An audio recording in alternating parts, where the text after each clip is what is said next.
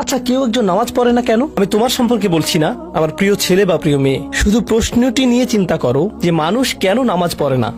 এর অনেকগুলো উত্তর থাকতে পারে, আর এই প্রশ্নের উত্তর আল্লাহর কাছেও আছে। উত্তরটা খুবই ভয়ঙ্কর। এই উত্তরটি আমি খুতবার শুরুতে পড়েছি। তিনি বলেন, ফালা সাদ্দাকা ওয়ালা সাল্লা ওয়ালাকিন কাযযাবা ওয়া তাওয়াল্লা। সে আসলে সত্য গ্রহণ করেনি এবং সে নামাজও পড়েনি। তিনি কাফের সম্পর্কে বলছিলেন। তিনি দুইটা জিনিস বলেছেন, এই লোকটি সত্য গ্রহণ করেনি এবং নামাজও পড়েনি। কথাটা ভাবনার উদ্রেক করে। যদি বলা হয় সে সত্য গ্রহণ করেনি, আমার আশা হলো তিনি বলবেন লা সাদ্দাকা ওয়ালা আমানা, কিন্তু তিনি বলছেন লা সাল্লা। এর মানে হলো আল্লাহর সত্য গ্রহণ করার ব্যাপারে তোমার অন্তরে কিছু একটা মিসিং আছে। না না না, বাচ্চাটা বলে আমি আল্লাহকে বিশ্বাস করি, আমি মুসলিম। হ্যাঁ, তুমি এখানে মুসলিম, তোমার মাথায়। কিন্তু এই সত্য তো শুধু তোমার মাথার জন্য না, এই সত্য তোমার অন্তরের জন্য। তুমি এখনো অনুভব করছো না যে ব্যাপারটা কেমন সিরিয়াস। তুমি এখনো উপলব্ধি করছো না যে এটা কি। মাঝে মাঝে কোনো বিষয় তুমি জানো হয়তো, কিন্তু এই নিয়ে চিন্তা করা থেকে পালিয়ে বেড়াও। এটা সত্য, তুমি জানো বিষয়টা কিন্তু চিন্তা করতে চাও না। আর তাই এটা যেহেতু মিসিং, ঠিক এই কারণে আমি সহজেই নামাজের কথা ভুলে যাই কখনো কখনো, এবং তুমিও ভুলে যাও কখনো কখনো। এমনটা ঘটে কারণ আমাদের অন্তর কিছুটা বিভ্রান্ত হয়ে পড়ে। দিনের এই সত্যতা, আল্লাহকে সেই সত্যটা, সেই অকাট্য সত্যটা আমাদের মস্তিষ্কের পেছনের কোনো একটা সেলফে গিয়ে পড়ে থাকে। আমরা অন্য কিছুতে ব্যস্ত হয়ে পড়ি এবং এই নিয়ে আর চিন্তা করি না। আল্লাহ এটাই বলেছেন। সুতরাং তোমার নামাজ পড়া আল্লাহর প্রয়োজন নেই। এমনকি তুমি যদি নামাজ পড়ো, আমি পড়তে বলছি এই কারণে, তখন কি করো? নামাজের জন্য কিভাবে নিয়ত করো? তখন আমি 4 রাকাত নামাজ পড়বো, দাঁড়ালাম, কারণ আমার আব্বা বারবার পড়তে বলছেন। আল্লাহু আকবার। নবী সাল্লাল্লাহু আলাইহি সাল্লাম আমাদের বলেছেন, নিয়ত সঠিক না হলে কাজের কোনো মূল্য থাকে না। ইন্নামাল আমালু বিন্নিয়াহ, ইন্নামাল আমালু বিন্নিয়াত। এমনকি যদি তুমি কাজটা করেও থাকো কিন্তু তোমার নিয়ত ছিল আমি শুধু তোমাকে বিরক্ত করি, এটাই তোমার নিয়ত, তখন এই নামাজ আমার যেমন কোনো উপকার করবে না, ঠিক তেমনি তোমারও কোনো উপকার করবে না। তোমার সত্যিকারের আন্তরিক নামাজ থেকে একমাত্র যে উপকৃত হবে সে হলো তুমি নিজে। এখন এটাই সেই প্রশ্নের উত্তর যে কেন একজন মানুষ নামাজ পড়ে না। আরো 2টা কথা তোমার সম্পর্কে বলতে চাই। তার মাঝে একটা হলো নামাজ পড়ার উদ্দেশ্য কি, কোন কারণে পড়ব। কারণ তুমি হয়তো ভাবছো নামাজ পড়ার উদ্দেশ্য হলো তুমি যেন জাহান্নামে না জ্বলো। নামাজ পড়ার উদ্দেশ্য হলো তুমি যদি নামাজ না পড়ো আল্লাহ তোমাকে ঘৃণা করবেন। নামাজ পড়ার উদ্দেশ্য হলো তুমি যদি নামাজ না পড়ো তুমি শাস্তি পাবে, অথবা তুমি আর মুসলিমই থাকবে না, ফেরেশতারা তোমাকে অভিশাপ দিবে। সমস্ত নেতিবাচক বিষয়। আল্লাহ ওই সমস্ত উদ্দেশ্যের কথা উল্লেখ করেননি। নেতিবাচক কিছু থেকে মুক্তি পাওয়া নামাজের মূল উদ্দেশ্য নয়। নামাজের মূল উদ্দেশ্য হলো ইতিবাচক কিছুর দিকে ছুটে চলা, এটাই নামাজের উদ্দেশ্য। এমন 2 ছাত্রের মধ্যে পার্থক্য যেন একজন লেখাপড়া করে যেন সে ফেল না করে, আর অন্যজন লেখাপড়া করে কারণ সে ওই সাবজেক্টটা পড়তে ভালোবাসে। একজন ছাত্র পড়ালেখা করছে পজিটিভ কিছুর জন্য, আর অন্যজন পড়ালেখা করছে কারণ সে এমন কিছু থেকে বাঁচতে চাচ্ছে যা নেগেটিভ। একজন কর্মচারী তার চাকরিটাকে দারুণ ভালোবাসে, আর অন্য একজন কর্মচারী শুধু চায় সে যেন চাকরিটা না হারায়। তারা একই চাকরি করছে, একেবারে অভিন্ন চাকরি, কিন্তু একজন চাকরিটা করতে পেরে কি যে খুশি, কত যে আনন্দ তার, আর অন্যজন খুবই হতাশ, সবসময় মনমরা ভাব। কেন?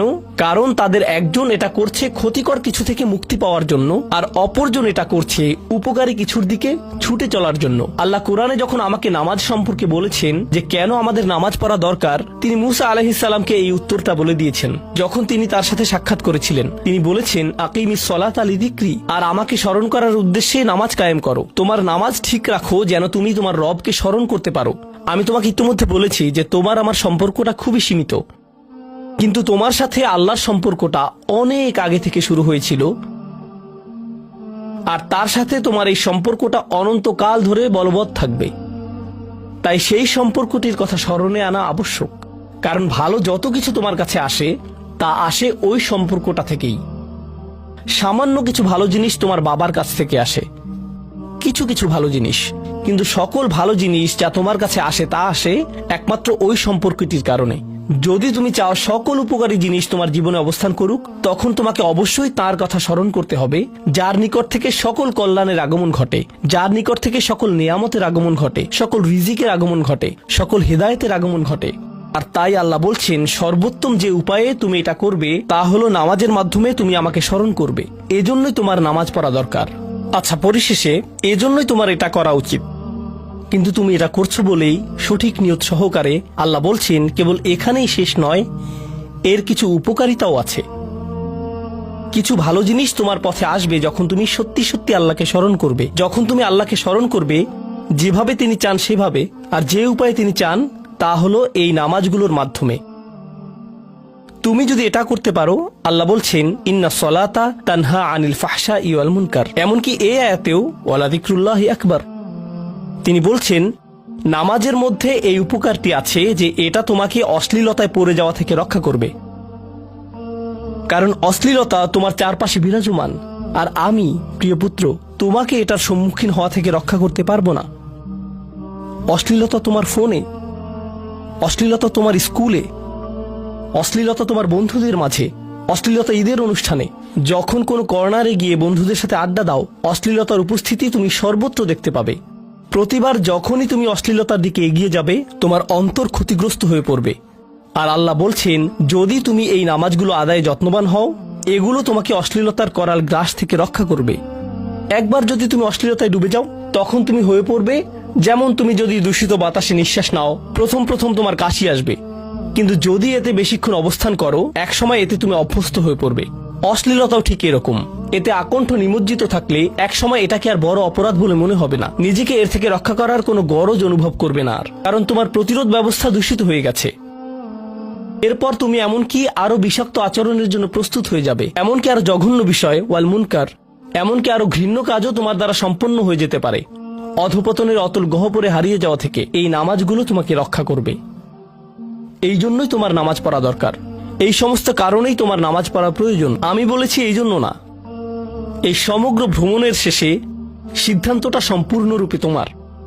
কারণ আল্লাহ হয়তো আগামীকালই আমাকে নিয়ে যেতে পারেন, আল্লাহ হয়তো আমাকে 1 বছরের মধ্যেই নিয়ে যেতে পারেন। তোমার এবং আমার মাঝে যে এই সম্পর্কটা বর্তমানে আছে, এমনকি যদি আমরা 100 বছরও বাঁচি, আমরা এর চেয়ে বেশি বাঁচতে পারবো না। একটা সময় আছে যখন এর সমাপ্তি ঘটবে। কিন্তু ওই সম্পর্কটি, তুমি যদি সত্যিই ওই সম্পর্কটি সম্মান করতে চাও, নামাজ পড়ো। তোমার প্রতি এটাই আমার উপদেশ। এখন আমি পিতামাতার উদ্দেশ্যে কথা বলবো। এটা হবে ছোট্ট একটা রিমাইন্ডার আমার জন্য এবং আমাদের সবার জন্য, আমাদের পিতামাতাদের জন্য। সন্তানাদি আল্লাহ প্রদত্ত একটা নিয়ামত। তাদেরকে এজন্য দেওয়া হয়নি যেন আমরা তাদের নিয়ন্ত্রণ করতে পারি। যত বেশি আমরা তাদেরকে নিয়ন্ত্রণ করতে চাইব, তত বেশি হতাশ হব সকল অবস্থাতেই। আমি দেখেছি এমনটা, বিশেষ করে যে পরিবারগুলো তাদের সন্তানদের দিনের সুরক্ষা করতে চায়, তারা যত বেশি সন্তানদের উপর জোর করে দিন চাপিয়ে দিতে চায়, তত বেশি ওই ছেলেমেয়েগুলো অদ্ভুত সব উপায়ে বিদ্রোহ প্রকাশ করে। কারণ যে বিষয়টা আল্লাহ চান আপনি তাদেরকে প্রদান করুন, আপনার ছেলে মেয়েদের কাছে আপনার যে সুযোগ আছে সেটা তাদেরকে আপনার আদেশ নিষেধ মানতে বাধ্য করার জন্য নয়। সুযোগটা এই জন্য দেয়া হয়েছে যেন আপনি তাদেরকে এমন সব বিষয়ে চিন্তা করাতে পারেন যা শুধু আপনার পক্ষেই চিন্তা করানো সম্ভব। তাদেরকে এমন সব বিষয়ে পছন্দ করাতে পারেন যা শুধু আপনার পক্ষেই পছন্দ করানো সম্ভব। আপনার বাচ্চাটা বাস্কেটবল পছন্দ করে কারণ সে আপনাকে বাস্কেটবল খেলতে দেখেছে। সে প্লে স্টেশন পছন্দ করে কারণ সে তার বাবাকে প্লে স্টেশনে খেলতে দেখেছে। এভাবে আপনি বাচ্চাটার অন্তরে কোনো কিছুর জন্য ভালোবাসা তৈরি করে দিতে পারেন, কারণ আপনি যেরকম, আপনার পক্ষে এটা করা সম্ভব। আর যখন বাচ্চাদেরকে বলতে থাকেন তোমার হোমওয়ার্ক করো, তোমার হোমওয়ার্ক করো, আপনার সন্তানের বয়স যখন 40 হবে, সে তখন বলবে না আমি হোমওয়ার্ক ভালোবাসি, কিন্তু 40 বছর বয়সেও সে বলবে আমি বাস্কেটবল ভালোবাসি, আমার বাবা সবসময় বাস্কেটবল খেলতেন। আপনি যা ভালোবাসেন তা ট্রান্সফার হয়ে তার কাছে চলে যায়, আর যা করতে বলেন তা প্রত্যাখ্যাত হয়ে যায়। এমনটি আপনার ক্ষেত্রেও ঘটেছিল। আপনার ছেলে মেয়েদের কথা ভুলে যান, আপনার নিজের বাস্তবতাও এটাই। আপনার বাবার কিছু কিছু জিনিস যে আপনি এখনো পছন্দ করেন তা ভালোবাসার মাধ্যমে আপনার নিকট ট্রান্সফার হয়েছিল, আর আপনার বাবার ওই ব্যাপারগুলো আপনি অপছন্দ করতেন যা তিনি জোর করে আপনাকে গেলাতে চেয়েছিলেন। এখানে উপবিষ্ট প্রত্যেকের বাস্তবতা এটাই, শুধু সেগুলোই গ্রহণ করেছি যেগুলো ভালোবাসার মাধ্যমে হস্তান্তরিত হয়েছিল। ঠিক এই ইশারাটাই আমাদের পিতামাতাদেরকে দেয়া হয়েছে সূরাতুল ইসরার এই আয়াতে, রব্বির হামহুমা কামা রব্বায়ানি সগীরা। রব্বাইয়ানি মানে যখন তারবিয়া ব্যবহার করা হয় একটি চারা গাছ বড় করার জন্য আপনাকে চারা গাছটির যত্ন নিতে হবে, এর সযত্নে প্রতিপালন করতে হবে। গাছটির প্রতি চিৎকার চেঁচামেচি করলে তো হবে না, তাড়াতাড়ি বড় হও, তাড়াতাড়ি লম্বা হও। আপনার একে সময় প্রদান করতে হবে। অনেক সময় পোকামাকড় এসে এর পাতাগুলো খেয়ে ফেলতে চাইবে, আপনাকে তখন পোকামাকড় সরিয়ে দিতে হবে। কখনো কখনো একটু কঠোর আচরণ করতে হবে, শুধু অতটুকুই যেন পোকামাকড়গুলো দূর হয়ে যায়। এরপর আবারও এতে পানি দিতে হবে। আমাদের বাচ্চাদের সাথে আমাদের উদাহরণটা ঠিক এমনই। ঠিক এ কারণেই আমরা আমাদের মাতা পিতার জন্য এই দোয়াটা করি। আমি দোয়া করছি আল্লাহ যেন আমাদের সন্তানদেরকে হেদায়েত দান করেন, যা শুধু তার পক্ষেই দেয়া সম্ভব। দোয়া করছি আল্লাহ তাদের অন্তরে ইস্তিকামা প্রদান করুন, যেন তারা তাদের জীবনে সঠিক সিদ্ধান্ত নিতে পারে। আরো দোয়া করছি আল্লাহ তাদেরকে ইব্রাহিম আলাইহিস সালামের দোয়ার মতো করুন, যা তিনি আমাদের সবার জন্য করেছিলেন। রব্বি জাআলনি মুকিমাস সলাতি ওয়া মিন যুররিয়াতি, হে আমার রব, আমাকে সালাত কায়েমকারী বানান এবং আমার বংশধরদের মধ্য থেকেও। আল্লাহ তাআলা এখানে উপস্থিত পিতামাতাদেরকে, আমাকে সহ সবাইকে এমন দৃষ্টান্তে পরিণত করুন যে আল্লাহকে ভালোবাসে এবং যে নামাজকে ভালোবাসে, যেন আমাদের ছেলেমেয়েরা নামাজের প্রেমে পড়ে যায় আমরা যেভাবে নামাজকে ভালোবাসি তা দেখে। বারাকাল্লাহু লি ওয়া লাকুম ফিল কুরআনিল হাকিম ওয়া নাফা'নি ওয়া ইয়্যাকুম বিল আয়াতি ওয়াজ যিকরিল হাকিম।